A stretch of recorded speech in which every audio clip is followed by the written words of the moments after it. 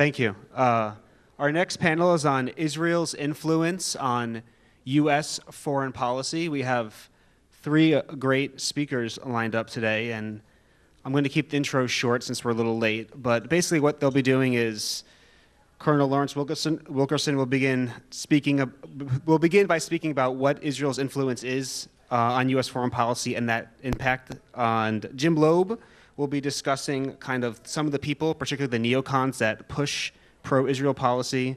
And finally, Justin Raimondo has the delight of looking at how our elections and politicians are impacted by such beliefs.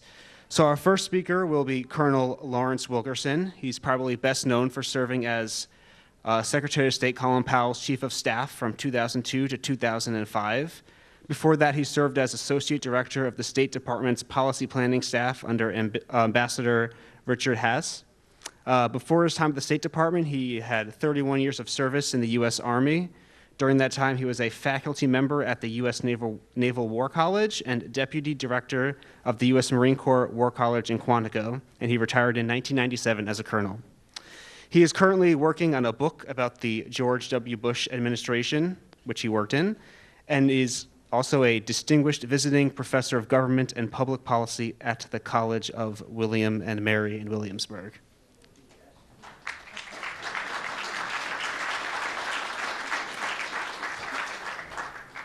Thank you, and thank you all for coming out today. Since I'm limited in time, I want to get started right away. Ever since 1948, Israel has been a foreign and security policy problem.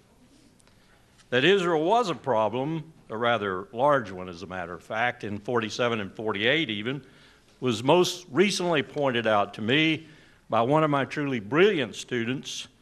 In fact, in a decade of teaching at both the George Washington University's Honors Program and William and Mary, and 6 years at two of the nation's war colleges, I've rarely had better papers than the one he submitted at the end of our semester on fateful decision-making. Now, fateful decision-making is what I teach in this seminar, and as the ancient Greeks said, it's when old men send young men, and now women, to die for state purposes, and something we often forget, to kill others for state purposes.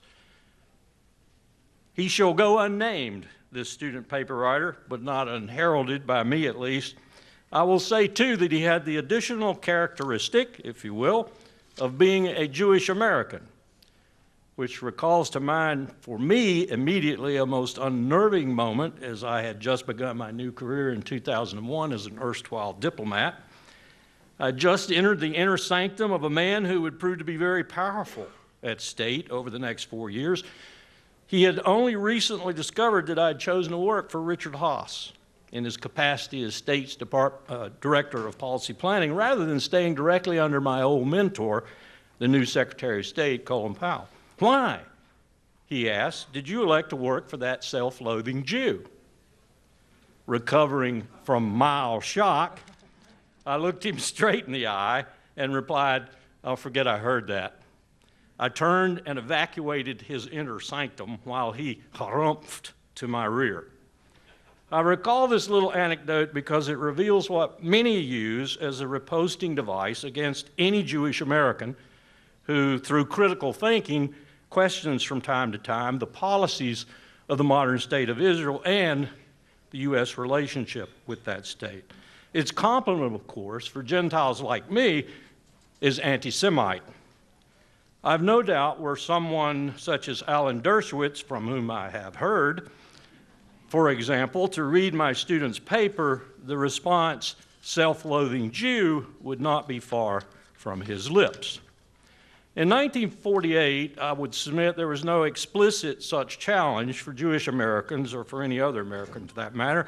The ingrained and highly partisan nature of the U.S.-Israel relationship and the neoconservative adoption of it in particular, Jim, hat off to you, he'll talk more about that, had not yet come about. What my student rehearsed in the opening to his paper were the profound objections of the U.S. Joint Chiefs of Staff, of the iconic hero of World War II, after all, Harry Truman, in a moment of apoplexy, essentially said, he won the war. He won the war. He couldn't think of anything more to say about this man, George Marshall, who was now Secretary of State. And others objected to what Harry Truman was about to do with regard to the state of Israel. My students summed these objections that the Joint Chiefs had penned as the vehement Arab opposition to a Jewish state, the threat such opposition presented to the key oil imports from neighboring Arab countries, and then my student quoted the Joint Chiefs verbatim. Quote, the decision to partition Palestine, if the decision were supported by the United States, would prejudice United States strategic interests in the Near and Middle East to the point that United States influence in the area would be, and here come the words, curtailed to that which could be maintained by military force. Is that prescience or is that prescience? Harry Truman, on the other hand, as my student pointed out, summed up the case for, if you will, thusly. I'm sorry, gentlemen, the president said, but I have to answer to hundreds of thousands who are anxious for the success of Zionism. I do not have hundreds of thousands of Arabs among my constituents. Marshall, in a tale that's not apocryphal, when Truman did decide that he was going to essentially recognize the state that had stood up, Israel, threatened not to vote for the president if he did. Coming from a man like Marshall, who as a military professional never voted in his life, this was almost stunning for Truman to hear. Of course, he went ahead, and so we began our relationship. There were, to be sure, more counter-arguments than the president's reelection, as my student also pointed out in this excellent paper. The horrors of the Holocaust, the plight of hundreds of thousands of Jewish refugees, and the need to make up for the wrongs committed against the Jewish people all spoke for recognition by Truman. My student continued also, in the Balfour Declaration of 1917, the British had promised the Jewish people a homeland in Palestine. And in the eyes of many Americans after World War II, it was up to the U.S. to give that home to them. And Harry S. Truman did just that. Today, we can look back on a line of post-World War II presidents who tried to deal with the challenges and more that the Joint Chiefs of Staff had so presciently laid out. And to be honest, and as many of you in this audience probably are well aware, the Joint Chiefs were not breaking new ground. Ever since World War I and Louis Brandeis's influence on Woodrow Wilson and his foremost advisor, Edward House, the U.S. State Department's position on the potential for a Jewish state in Palestine had been quite clear. It opposed the Zionist movement because it was a minority group interfering in United States foreign affairs. Again, talk about prescience, and there we have it, prescience par excellence. Even so, could state at that time have envisioned the power of AIPAC today, particularly after Bill Clinton decided in 1995, as I recall, to make presidential appearances there de rigueur.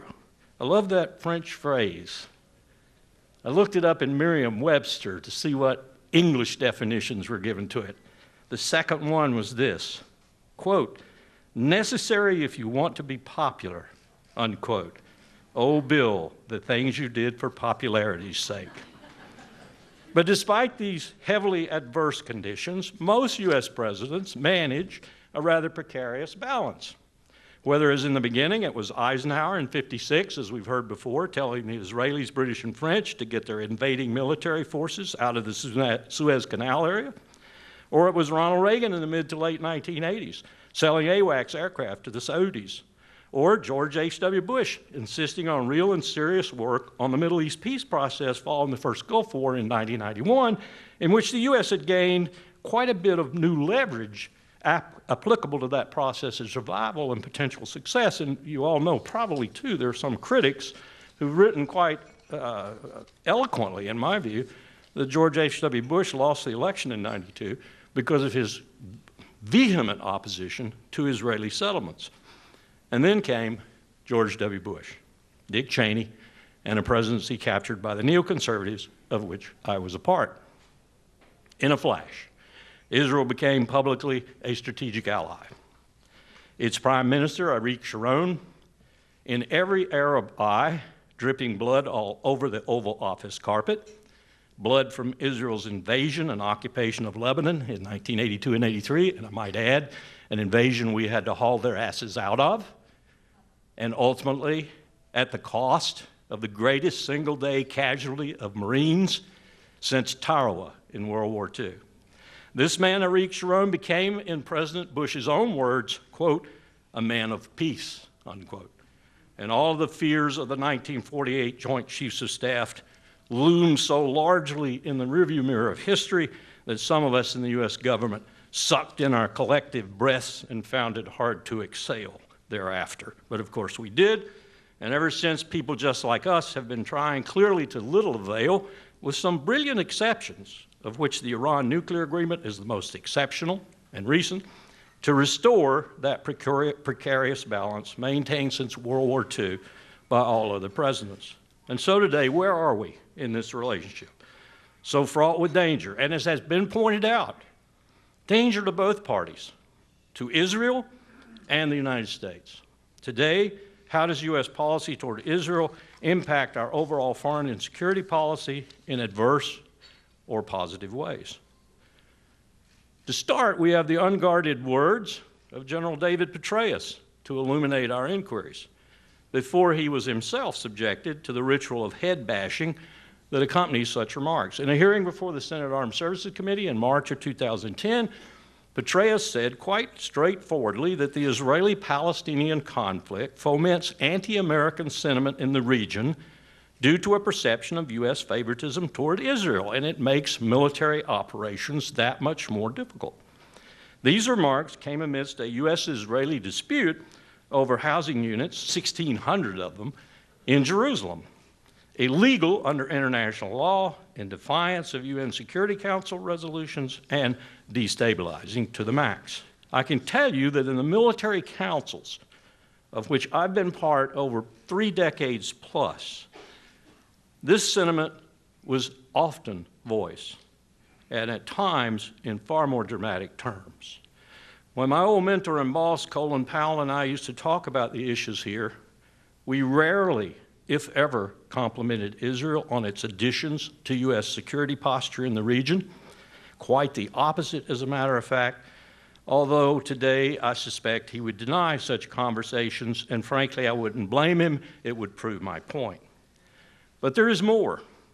There is concrete evidence of Israel's detracting from U.S. security and of its being a strategic liability rather than an asset. Where is, after all, U.S. hard power in Southwest Asia, in Africa, and the Persian Gulf today? First, it ain't in Israel. Nor could it be unless the world was at war and all bets were off. And I'll come to that scenario in a minute. Under any other conceivable scenario, the U.S. will never land meaningful military forces on the unsinkable Middle East aircraft carrier of Israel. That's a phrase used by some of my neoconservative colleagues.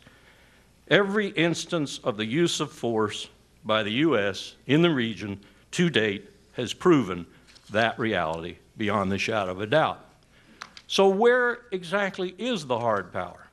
It's in Qatar, it's in Bahrain, it's in Saudi Arabia, it's in Kuwait, Oman, Egypt, Djibouti, and a host of other lesser places. The largest U.S. Air Force complex on Earth, for example, by some measures, is in Qatar. The most powerful fleet headquarters in the U.S. arsenal, the 5th, is in Bahrain. The land-based aircraft carrier, if there is one, is Kuwait, not Israel, as both Gulf Wars have proven. As a matter of fact, my comment during the first Gulf War, when we landed over 500,000 U.S. soldiers and all the supplies that went with them, was, my God, another Marine, another soldier will sink Kuwait. In fact, in all my years in the military and beyond, I've never heard a serious suggestion of using Israel to help defend U.S. interests in the region. Instead, what I have heard many times is advice and decision-making to stay totally away from such use. Moreover, each one of those genuine hard power interests that I just enumerated is threatened, as General Petraeus pointed out indirectly, by the U.S. unbalanced role as Israel's lawyer and unquestioning great power supporter. In fact, examining the single strategic scenario in which use of Israel might be a viable option, is so grim as to be self-defeating in conception as well as execution, God forbid. Imagine, if you will, a general war in Southwest Asia, with Turks fighting Russians, allied with Greeks, Iranians and Hezbollah fighting Saudi proxies, Iraqis plunged into sectarian warfare while the Kurds tried desperately to survive, ISIS spread from Kabul through Aleppo to Tripoli and perhaps beyond, and the U.S. deciding to do more than provide special operating forces and air power. Imagine, in other words, the beginnings of a region-wide and then possibly global conflict. Imagine, too, the only ally the U.S. will have in this is Israel. And Israel about to be overwhelmed itself, in all likelihood. People will be choosing sides. Jordan and Egypt will choose sides, as will 350 to 400 million others. So, the U.S. lands major military forces on the unsinkable aircraft carrier Israel. This is, of course, after we mobilize fully, conscript at a minimum 2 million men and women, spend a year training them, and then enter the fray. Inconceivable? I hope so. Another major and overwhelming negative influence that I saw up close and personal, besides these hard power facts, was every time Rich Armitage, the Deputy Secretary of State at the time, took us to the budget drill.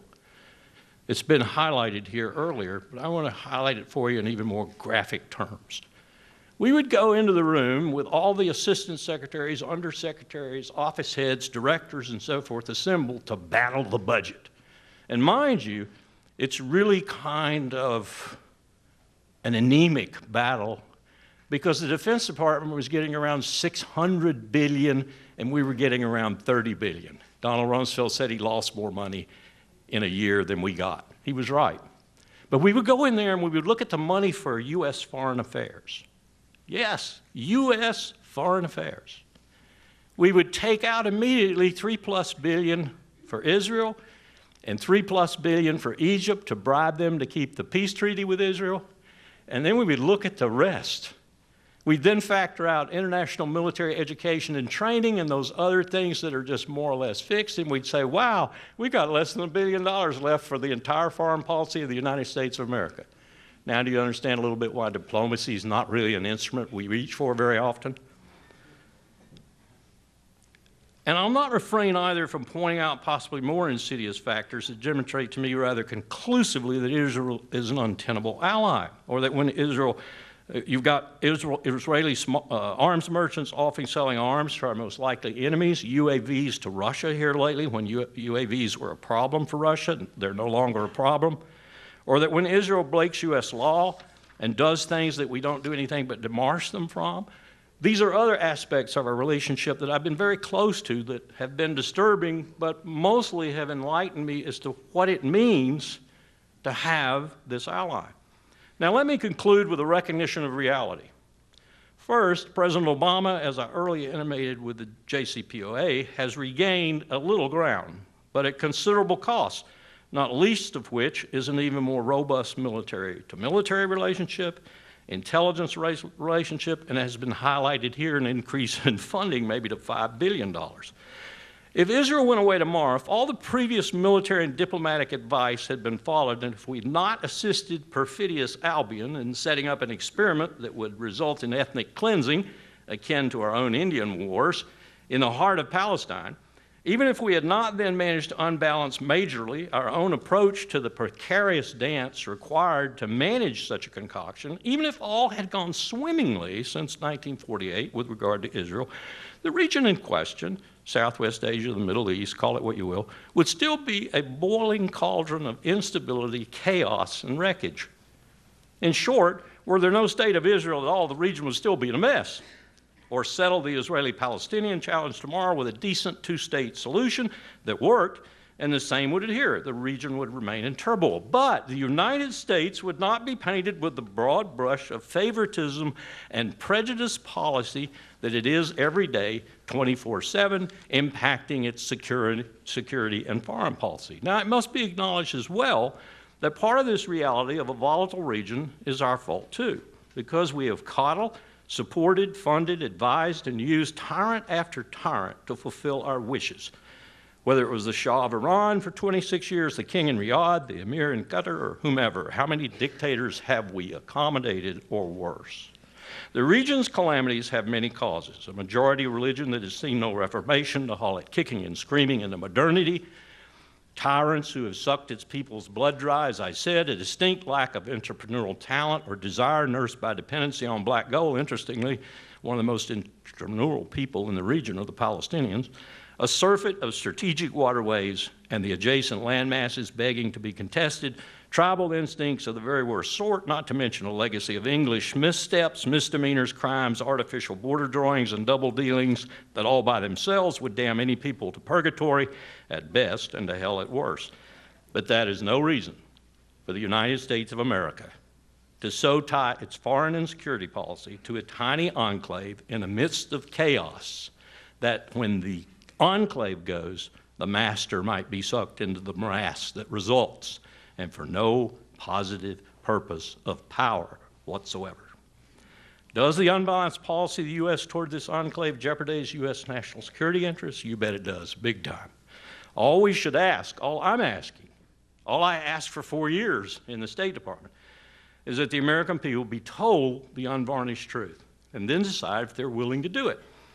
Do they want their foreign and security policy based on sound principles of power management, or do they want it based on passions, ideology, and unbridled favoritism? Now, I'm not quite certain what their answer is going to be, but I'm dead certain we need to give them the essential facts and then ask the question. Thank you.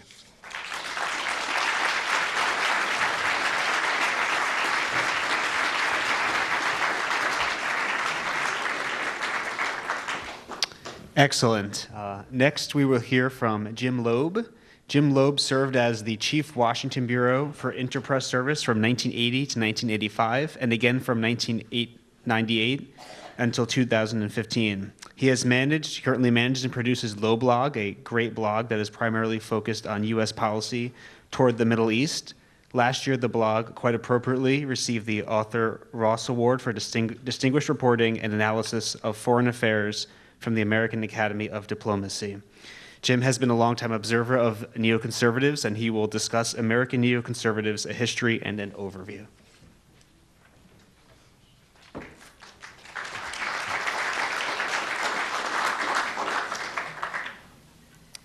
Okay, this timer intimidates me, so It goes fast. yeah, that makes it worse. Thanks, Larry. So I'm going to speak quickly. I've been asked to give a kind of neoconservatism 101 over the next 15 minutes or so, and that's a big challenge for me. It took me 7 hours to get through it when I addressed the Institute for American Studies in Beijing 12 years ago, when Chinese analysts were desperately trying to figure out why the United States had been so stupid as to invade Iraq. So I'm going to start by summing up. If I were asked to boil down neoconservatism into its essential elements, that is, those that have remained consistent over the past nearly 50 years, I would say the following. First, a Manichaean view of the world in which good and evil are constantly at war, and the United States has an obligation to lead the forces for good around the globe. Second, a belief in the moral exceptionalism of both the United States and Israel, and the absolute moral necessity for the United States to defend Israel's security. Third, a conviction that in order to keep evil at bay, the United States must have and be willing to exercise the military power necessary to defeat any and all challenges anywhere. And there's a corollary to this. Force is the only language that evil and adversaries understand. Fourth, the 1930s, what with Munich, appeasement, Chamberlain, and then Churchill, the Redeemer, taught us everything we need to know about evil and how to thwart it. And fifth, democracy is generally desirable, but it always depends on who wins. Now, this to me is neoconservatism in a nutshell. So I could stop here, but I still have 15 minutes and 46 seconds. So let's review very briefly the context in which neoconservatism became a serious movement here. Well, many of you have probably heard of its Trotskyite origins. The movement itself, as we know it today, dates mainly from the 1960s. It was in that decade that you saw the startling rise of Holocaust consciousness, beginning with the Eichmann trial in Israel and the Oscar-winning movie Judgment at Nuremberg, both of which had a major impact, not only on the Jewish community, well, not only on Israel and on the Jewish community here in this country, but the general public here as well. These events were followed by the rise of the New Left, of which I was one, the counterculture, hippies, the anti-war movement, the Black Power movements, as well as the 1967 Arab-Israeli War, all of which left a number of mainly, but by no means exclusively, Jewish public intellectuals and liberals feeling, in the words of neocon patriarch Irving Kristol, quote, mugged by reality. And mugged in a reality in a way that launched them on a rightward trajectory, hence neoconservative. That trajectory gained momentum in the early 1970s when the anti-war candidate George McGovern won the Democratic nomination for president, and when Israel seemed to teeter briefly on the edge of disaster in the early stages of the 1973 war, which itself was immediately followed by the Arab oil embargo. 2 years later, the UN General Assembly passed the Zionism is Racism resolution, and US power globally seemed to be in retreat, especially after the collapse of its clients in Vietnam and elsewhere in Indochina. And these all created a context in which neoconservatism gained serious political traction in the United States. Now, at this point, it may be useful to address an important ethno-religious issue. Neoconservatism has largely been a Jewish movement. By no means, however, are all neoconservatives Jewish. The late Jeane Kirkpatrick, former Education Secretary Bill Bennett, former CIA chief, however shortly, James Woolsey, and Catholic theologians Michael Novak and George Weigel are just a few examples of non-Jews who have played major roles in the movement over time. That said, it's true that most neoconservatives are Jewish, and not only Jewish, but increasingly Republican.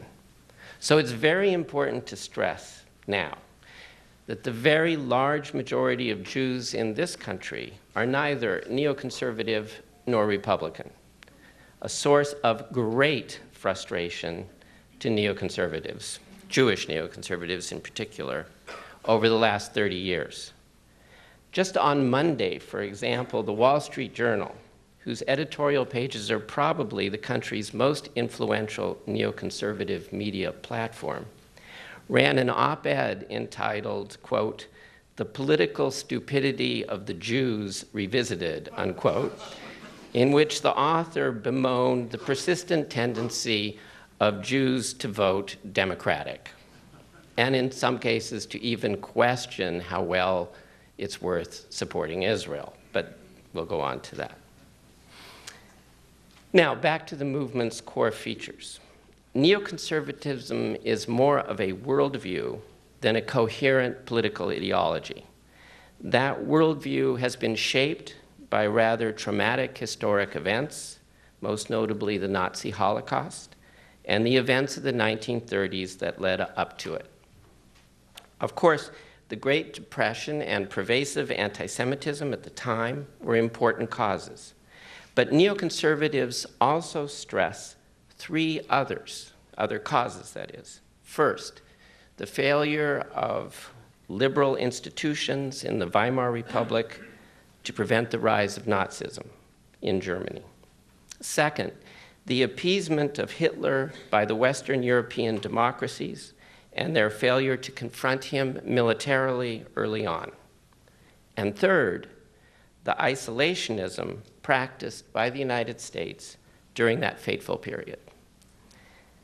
This assessment of these causes leads neoconservatives to believe that spineless liberals, military weakness, diplomatic appeasement, or almost any diplomacy, and American isolationism are ever-present threats that must be fought against at all costs. This is an integral part of their worldview, and you can often hear it in their rhetoric and polemics, talking about appeasement and Chamberlain and Munich and so on. For them, the importance of maintaining overwhelming military power, or what they call peace through strength, as well as constant American engagement or intervention outside its borders, cannot be overstated. The latter point is particularly critical because neocons believe that in the absence of a tangible threat to our national security, Americans naturally retreat into isolationism. As a result, they have engaged in a consistent pattern of threat inflation, or you can call it fear-mongering, over the past 40 years. From Team B's exaggeration of alleged Soviet preparations for nuclear war in the mid-1970s, to the hyping of the various threats allegedly posed by Iraq, radical Islamists, and Iran after 9/11. Thus, Norman Podhoretz, one of the movement's patriarchs, has argued that just as we defeated Nazism in World War II and communism in what he refers to as World War III, so must we now defeat Islamofascism in what he's called World War IV. For neocons, a new Hitler is always just around the corner, and we must be in a permanent state of mobilization to confront him. But assuring American engagement and military dominance is not just a matter of protecting our national security. It is a moral imperative. In their Manichaean world, neocons see the US as the ultimate white hat, or as Elliot Abrams, who's Podhoretz's son-in-law and was also George W. Bush's top Middle East aide, once put it, the United States is the greatest force for good among the nations of the earth. This conviction helps explain Paul Wolfowitz's call for what amounted to a unilaterally enforced Pax Americana in his famous 1992 defense policy guidance, as well as Bob Kagan's and Bill Kristol's 1996 appeal to an increasingly anti-interventionist Republican Party to return to what they called a neo-Reaganite policy of, quote, benevolent global hegemony, unquote. That manifesto set the stage for the project of the new American century, whose associates did so much to coordinate the march to war in Iraq, both inside and outside the Bush administration after 9/11, and which created so much consternation in Beijing. So, how does Israel fit into this? In my view, and that of other veteran observers like Jacob Heilbrunn, who the first 100 pages of whose book I highly recommend if you want to understand the origin of neoconservatism, the defense of Israel has been a central pillar of the neoconservative worldview from the outset. Why? Of course, the fact that neoconservatism began as and remains a largely Jewish movement is one very relevant reason. But like the US, Israel is also seen as morally exceptional, due in major part to the fact that its birth as an independent state was made possible by the terrible legacy of the Holocaust and the guilt it provoked, particularly in the West. Moreover, its depiction in the media since 1967 as both a staunch US ally, which is questionable, and a lonely outpost of democracy and Western civilization besieged by hostile, if not barbaric, neighbors, has contributed to this notion of moral superiority.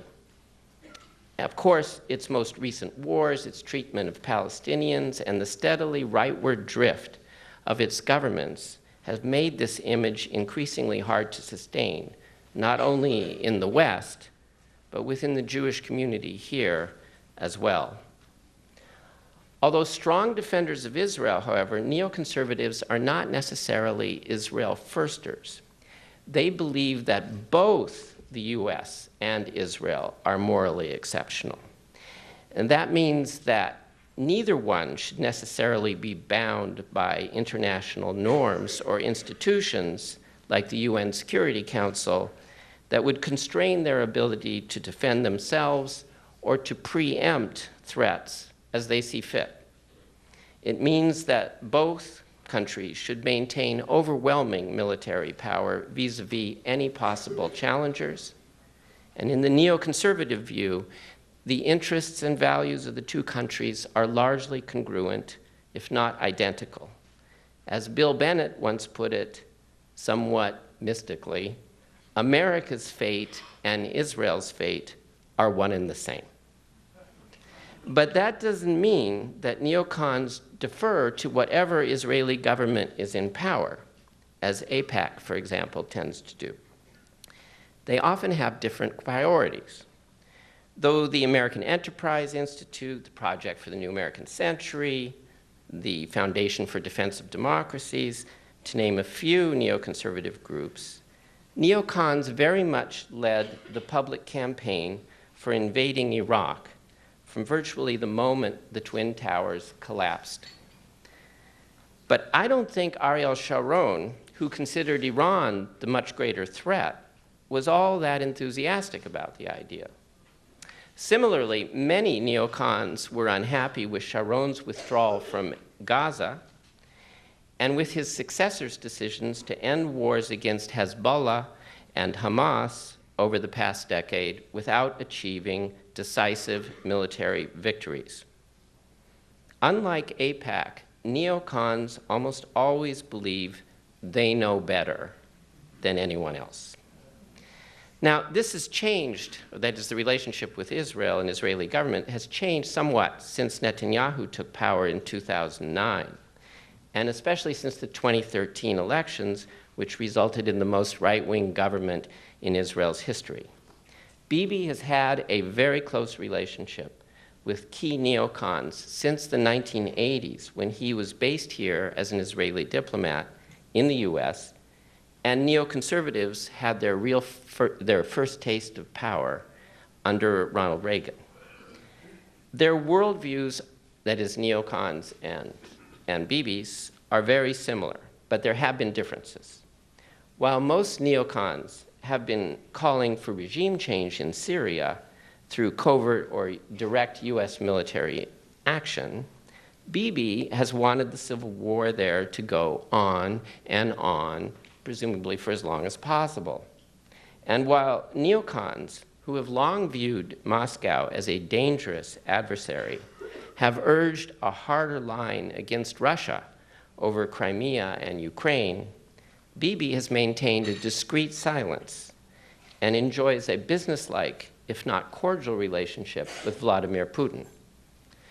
So, Manichaeanism, moral exceptionalism, a benevolent Pax Americana backed up by huge military budgets, Israel's security, these are all central to the neoconservative worldview. Now, it's often said that neocons are also Wilsonians, devoted to the spread of democracy and liberal values. I think this is way overplayed. And I agree with Zbigniew Brzezinski, who has sometimes observed that when neoconservatives talk about democratization, they usually mean destabilization. Now, I believe some neocons, notably Bob Kagan, are indeed, I believe, sincerely committed to democracy promotion and human rights. But I think his is a minority view, as demonstrated most recently in the case of Egypt, where, like Netanyahu, most influential neocons deeply appreciate President Sisi and want Washington to do more to help him. And like Bibi, most neocons think a de facto alliance between Israel and the region's Sunni autocrats, who have led the counter-revolution against the Arab Spring, would just be the cat's pajamas. Indeed, most neocons have historically always had a soft spot for what they used to refer to as friendly authoritarians. And when was the last time you heard neoconservatives advocate for full human rights for Palestinians, let alone their right to national self-determination, unless they want to exercise it in Jordan? In any event, their record over the past 40 years suggests that their devotion to democracy depends entirely on the circumstances. It just turned red, or it's about to. I'd like to make two final notes as briefly as I can. First, it's a movement with no recognized leader, although I think Bill Kristol would like to be one. Yes, they work together quite closely and coordinate their messaging to create very effective echo chambers. But they also have differences of opinion over tactics and sometimes even over substance. Some neocons like Frank Gaffney and Daniel Pipes actively promote Islamophobia, while others, such as Kagan and Royal Gerecht, disdain it. There are soft neocons like David Brooks at the New York Times and hard neocons like Bret Stephens at the Wall Street Journal. In other words, the movement is not monolithic, except in the core elements I outlined previously. Second and last, neocons have been admirably nimble in creating tactical alliances with very different political forces to achieve their ends. In the mid-'70s, they worked with aggressive nationalists like Dick Cheney and Donald Rumsfeld to derail Kissinger's efforts at détente with Moscow. Under Jimmy Carter, they wooed the Christian right despite the clear anti-Semitism of some of its leaders. As Irving Kristol said at the time, it's their theology, but it's our Israel. And that coalition of the three helped propel Reagan to victory in 1980. Then alienated, as Larry pointed out, by the first Bush's pressure on Israel to stop settlements and enter into serious peace talks after the Gulf War, many neocons opted for Clinton. And by the mid-'90s, they allied with liberal internationalists in pressing Clinton to intervene in the Balkans over Republican opposition. By 2000, however, they had reconstituted the old Reagan coalition of aggressive nationalists and the Christian right. And after 9/11, they, of course, led the charge, along with Rumsfeld and Cheney, into Iraq. But now, less than a decade later, they've been with the liberal interventionists on Libya and Syria, and some of them, like Kagan and Max Boot, are openly warning that they'll back Hillary this year, especially if Trump gets the Republican nomination. But I'm going to leave that to Justin.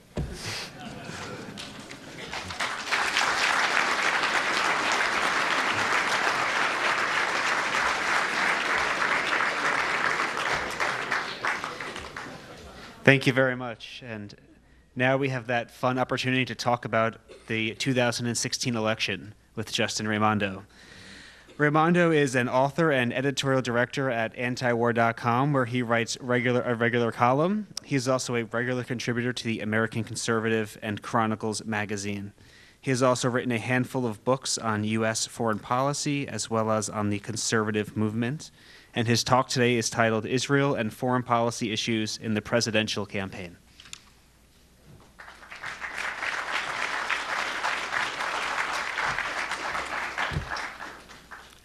Let's do a little experiment. Now, I realize that what most people remember about the recent Republican presidential debates is the vulgarity, the inanity, the name-calling, the references to hand length.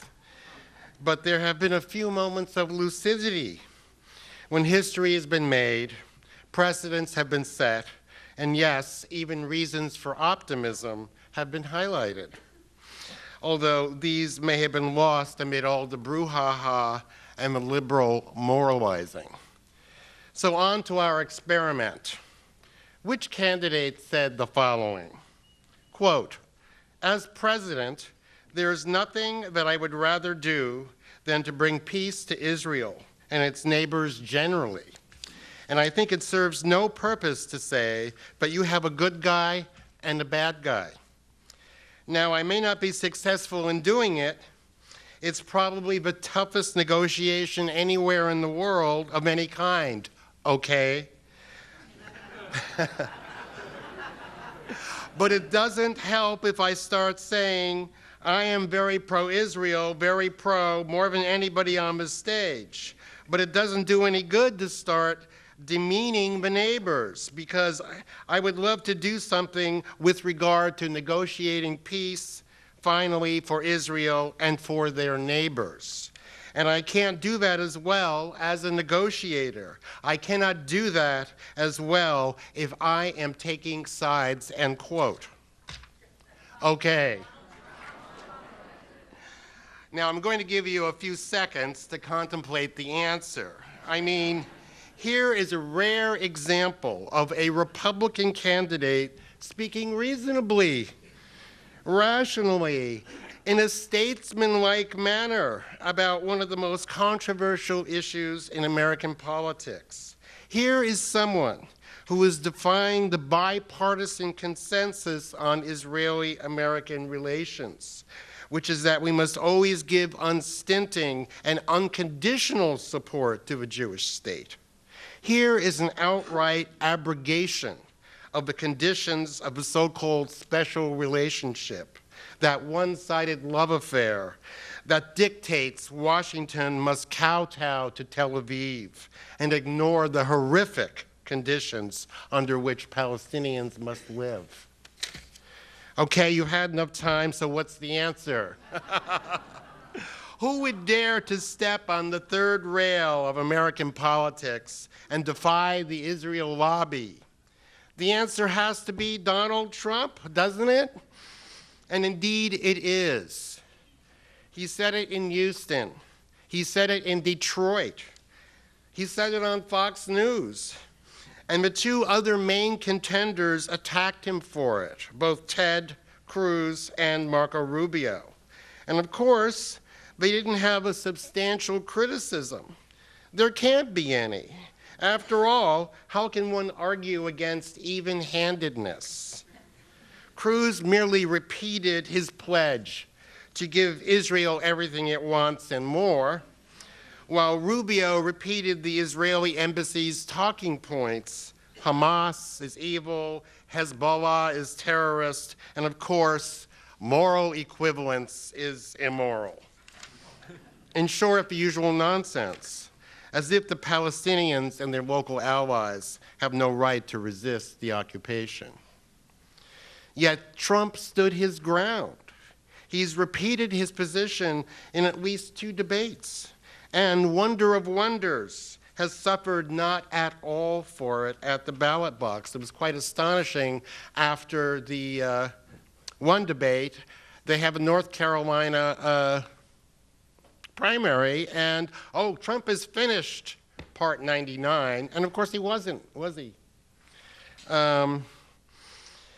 He is the front runner by a country mile, and the only flack he's gotten over it has been from the usual suspects, the neoconservatives, who you just heard about, who hated him anyway and are among his loudest detractors. Bill Kristol's so-called Emergency Committee for Israel ran an ad attacking him, but not, interestingly enough, over his support for even-handedness in the Israeli-Palestinian conflict. They didn't want to go there. That's because Trump has single-handedly changed the terms of the debate without hardly anyone noticing, and of course, without hardly anyone giving him any credit for it. Israel is no longer the third rail of American politics, not since the rise of Donald Trump. which no candidate dares step in for fear of his or her political future. How did he do it? By simply and fearlessly telling the truth. Of course, some people did notice. The Israel lobby, first of all, and in Israel itself, panic has set in. An interesting piece by Kemi Shalev, usually one of the more reasonable Zionists, notes that, quote, in their Super Tuesday speeches, Ted Cruz and Marco Rubio tried to use an Israel hammer to bash Donald Trump. Cruz sneeringly lambasted him for saying that he would remain neutral, while Rubio trounced Trump for trying to stay impartial, as his audience booed accordingly. And Trump? Trump was racking up victories, amassing delegates, and laughing all the way to the top of the Republican presidential field. I'm still quoting. In this way, the New York billionaire is decimating the conventional wisdom, one of many, that in 2016, total and unconditional support for Israel is a prerequisite for any aspiring Republican candidate wishing to run for president, unquote. Remember when the support of evangelical Christians was contingent on a candidate's willingness to grovel before Bibi Netanyahu? Poor Rand Paul, for example, the alleged anti-interventionist, isolationist, and fellow libertarian, had to travel all the way to Israel, cuddle up to the Israeli right wing, and pointedly ignore the Palestinians, whom he didn't even deign to visit. And where did it get him? Just amused disdain from the Jewish Republican coalition and a series of televised ads from a dark money pro-Israel group attacking him for his trouble. Appeasement, it seems, doesn't work when it comes to dealing with the Israel lobby. But one tactic does seem to work: a direct and honest assault. As Shalev notes in Haaretz, Southern evangelicals voted for Trump anyway, and in droves. They handed him victories in Georgia, Alabama, Tennessee, Virginia, and elsewhere. As Shalev puts it, quote, the conception is falling apart. The notion that the Republican Party is a monolithic bastion of support that we will withstand, that will withstand for the test of time is evaporating. The belief that any Republican president who will follow Obama will be better for Israel is eroding with each passing day. Faced with the Trump phenomenon, Netanyahu's fortress GOP strategy is collapsing like a house of cards, end quote. So this is what they're seeing and saying in Israel. The supposed invincibility of the Israel lobby has been a long time unraveling. But the process began a couple of years ago with their first big defeat over the nomination of Chuck Hagel as Defense Secretary.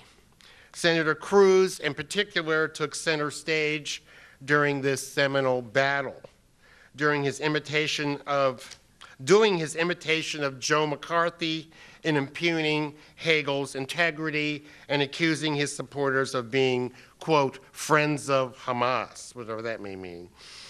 It didn't work, and the Obama administration grew bolder, taking the initiative in defying the lobby and becoming more vocal in its criticism of Israel and its settlement building.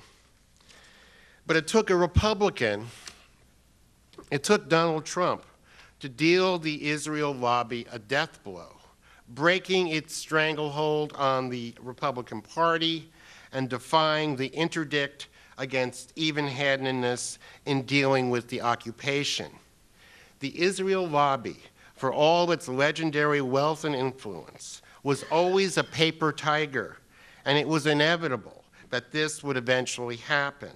As Shalev points out, there is no going back. Quote, every time Cruz and Rubio try to hit Trump over the head with an Israel club and nothing happens, it is Israel's weakness that is exposed. Every time Trump wins a party primary without a challenge from his supporters, another nail is driven into the coffin of the unshakable alliance between Israel and America's deep right, quote unquote. That alliance is now being shaken to its very foundations, and the panic extends to the Democratic Party, where Haim Saban,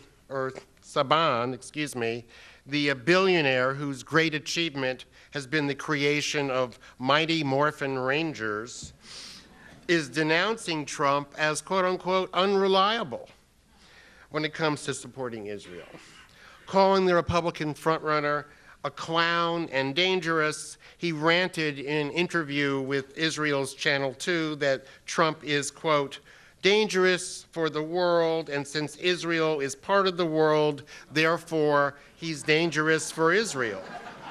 Okay? As Trump would say, okay?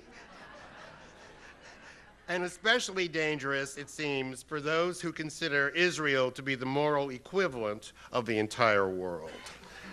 Says Saban, it is hard to know what he is thinking. One day he'll give an interview to an Israeli newspaper and say, you've never had such a friend in the White House as you will when I become president. The next day they ask him about the Middle East and he says, I'm neutral. I'm the UN. I won't involve myself. You just don't know with him. Every day it's something else, unquote. Nothing less than complete and total support satisfies people like Saban. Anything else is dangerous for Israel. Saban, by the way, is one of Hillary Clinton's longtime supporters. He has given her millions of dollars and is the single biggest donor to the Democratic congressional campaign. He has a net worth of $3.6 billion.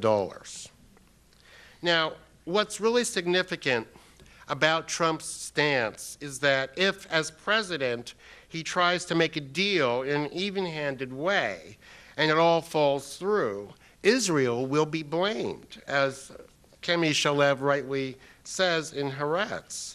That's because, for domestic political reasons, the Israeli leadership cannot and will not make any significant concessions, which is why they view Trump's even-handedness with absolute horror. And that will show the world what Israel is really all about, deepening the rift between Washington and Tel Aviv, and perhaps even calling U.S. financial support to the Jewish state into question. After all, if Trump is critical of having to pay for the defense of Japan, Korea, and our European allies without getting much of anything in return, what's to stop him from taking the same dim view of our yearly tribute of $3.5 billion to Israel and getting bupkis for our generosity? The dam is broken. The great breakthrough is upon us. And the great irony is that it came about because of a politician widely reviled by liberals and especially by Muslims for his undisguised hostility to people of the Muslim faith. Who would have thought that this man of all men would sound a reasonable note on the issue of U.S.-Israeli relations? Yet history is full of such ironies, and I would advise you not to let your shock at the rather counterintuitive notion of a reasonable Donald Trump blind you to the unfolding political reality. Bernie Sanders, another outsider, has expressed support for a more even-handed approach, albeit in much vaguer terms. And his stance on the whole issue of Israel has been given much less prominence by his campaign, whereas Trump has given voice to his position in at least 2 high-profile debates and taken lots of heat for it. An article in The Intercept by Murtaza Hussain fails to cite Trump's position accurately or in full, while noting that this is new territory for Sanders, who has been supportive of Israel, including even during the heinous attacks on Gaza in the past. This is to be expected. Trump's hostility to Muslims per se isn't going to endear him to politically correct liberals who don't want to give him credit for anything. What's going to be interesting is that both Sanders and Trump are scheduled to speak at the upcoming AIPAC conference, and so we'll see what happens there. And I have to note that our friends at Code Pink are circulating a petition urging Sanders not to attend the AIPAC event. Okay, well, can we take that later? Let me finish here. And one has to wonder if they're afraid he'll continue his long career of pandering to the Jewish state and its American supporters, while Trump is surely not going to change or modify his position in any way, as usual. The Israel lobby is very concerned about Trump. The neoconservatives who direct it are vehemently opposed to him because he challenges the very basis of America's interventionist foreign policy, which they have supported on ideological grounds, as well as its obvious benefits to Israel. Trump's statement that the U.S. was deliberately lied into the Iraq war has enraged them to the point that neocon chief strategist Bill Kristol has called for a third-party candidate to oppose him. Neocon Max Boot has said he'd vote for Stalin before voting for presumably he'd write in Trotsky. And to a man, the neocons are frothing at the mouth that Trump is winning primary after primary, to which I can only add, by their enemies, ye shall know them. Thank you.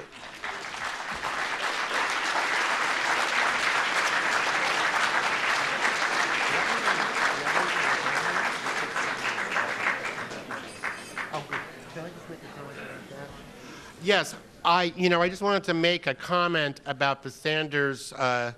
You're telling me that he did not accept the invitation to speak, and of course, that's out of sheer cowardice. He doesn't want to alienate his radical left-wing supporters who are so busy disrupting Trump's rallies that they don't even really care what his positions are. And so it's just very consistent with his reticence on the issue of Israel. And I might add that at a town hall meeting on this subject in his district in Vermont, I believe it is, he once threw somebody out of the room for daring to ask about his position on the Israeli-Palestinian conflict. So much for liberal moralizing on that issue and their big hero, Bernie Sanders.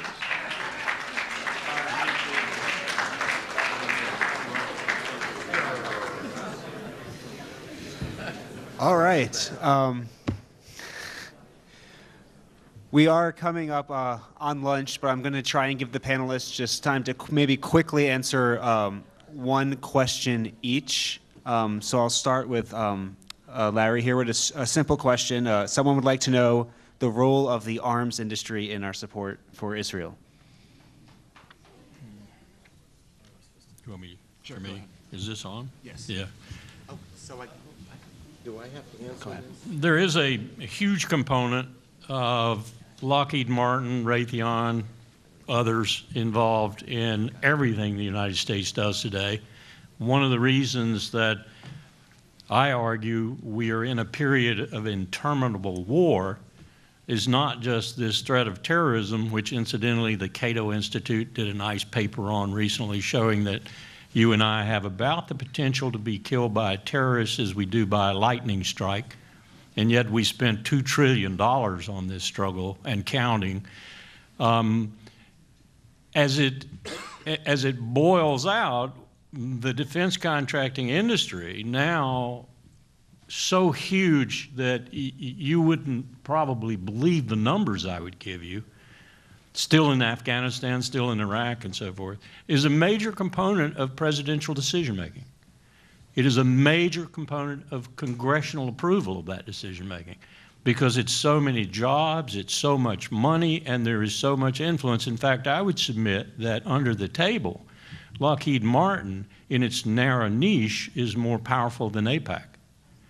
And the Israelis in particular, others too, feed this, the French, the British, and so forth. Yeah, just to elaborate on that for a second, because I think it's a very important point and one that's not looked at very carefully. I mean, you remember I talked about the neocon pattern of threat inflation since the 70s. And of course, one of the biggest financial beneficiaries of threat inflation is the military industrial complex, so to speak. And I think this is a great subject of research for aspiring PhD candidates to determine to what extent neoconservatives are effectively supported by defense industries, either as consultants or house counsels or in various ways, or taking ads in their publications, although I don't think that's that important. But I think it's a very important and often overlooked source of support for the neoconservative message, and has been for 40 years. Just one more question for Jim here. Someone wants to know if you believe there is a fundamental difference between the neoconservatives in the Republican Party and the neoliberals in the Democratic Party as it pertains to Israel. Well, neoliberals, I don't know exactly. I mean, I remember Dukakis was a neoliberal and Clinton was a neoliberal, but it was never very clear to me what that meant. I think it's more a question of liberal internationalists and sometimes liberal interventionists. And I would say, globally speaking, liberal interventionists or liberal internationalists in particular are very multilaterally inclined. They don't like acting unilaterally. Whereas neoconservatives believe very strongly in unilateral action, particularly by the United States and by Israel. With respect to the Middle East in particular, I think there are more and more liberal internationalists who are having a harder and harder time justifying what Israel has been doing, particularly under this right-wing government. And I think there is a widening gap, and I'm sure Phil Weiss and perhaps some other speakers this afternoon will be elaborating on that subject. Thank you. And finally for Justin, a couple of questions here about Donald Trump.